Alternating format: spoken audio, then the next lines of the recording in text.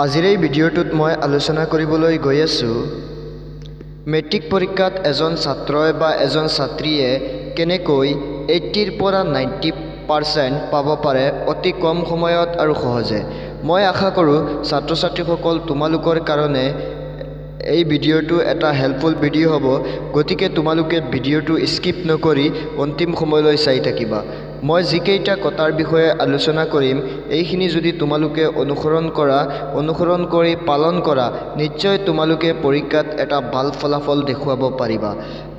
গতিকে ভিডিঅ'টো আৰম্ভ কৰাৰ আগতে তোমালোকক এটা কথা ক'ব বিচাৰিছোঁ যে এতিয়াও যদি তোমালোকে আমাৰ চেনেলটো ছাবস্ক্ৰাইব কৰা নাই চেনেলটো ছাবস্ক্ৰাইব কৰি ৰাখিবা। তেনেহ'লে আহক ভিডিঅ'টো আৰম্ভ কৰোঁ।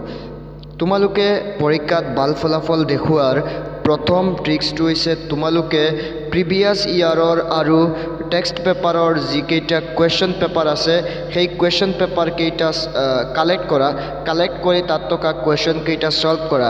নিশ্চয় তাৰ পৰা তোমালোকৰ 60ৰ পৰা 70% কমন থাকিব।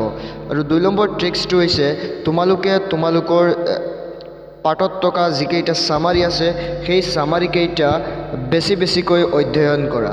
3 নম্বৰ ট্ৰিক্সটো হৈছে তোমালোকে পৰীক্ষাৰ আগত সামাজিক মাধ্যমৰ পৰা আঁতৰি থকা ইনষ্টাগ্ৰাম হওক, ফেচবুক বা ইউটিউব এইকেইটাৰ পৰা বা আন সামাজিক মাধ্যমৰ পৰা আঁতৰি থকা। 4 নম্বৰ ট্ৰিক্সটো হৈছে তোমালোকে পৰীক্ষাৰ আগত তোমালোকৰ বন্ধু বান্ধৱীক কিমান চিলেবাছ কমপ্লিট হৈছে বুলি সুধিব নালাগে, কাৰণ সিহঁতে যদি সিহঁতৰ চিলেবাছ কমপ্লিট হৈছে বুলি কয় তেতিয়া তোমাৰ এটা মনত বেয়া ভাৱৰ সৃষ্টি হ'ব, তেতিয়া তুমি ডিপ্ৰেশ্যনত ভুগিবা আৰু পঢ়িবলৈ তেতিয়া তোমাৰ মন নাযাব।